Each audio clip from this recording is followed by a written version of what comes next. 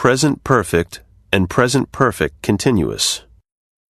We can use the present perfect to talk about at least 3 kinds of actions. First, we can use the present perfect to talk about actions that happened in the past without specifying exactly when they happened. For example, she has woven many beautiful carpets. We have learned a very important skill. These actions happened in the past, but the sentences don't tell us exactly when.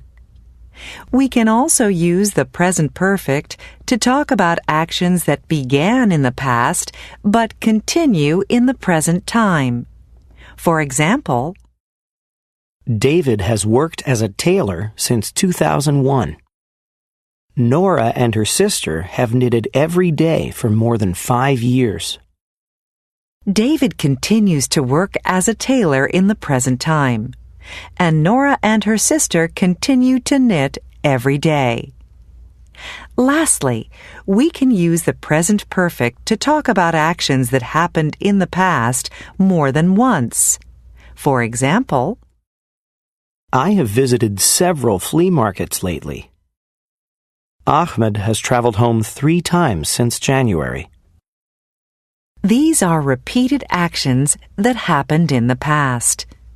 To form the present perfect, use has or have with a past participle verb. The past participle is usually formed by adding ed to the base form of a verb. For example, create becomes created. Learn becomes learned. So the present perfect would be he has created or they have learned. But some verbs have an irregular past participle form. For example, weave becomes woven, buy becomes bought, and begin becomes begun. Now we turn to the present perfect continuous. We can use the present perfect continuous to talk about actions that began in the past but have not yet finished. For example, Alex has been writing a novel for 3 years. They have been waiting here all day.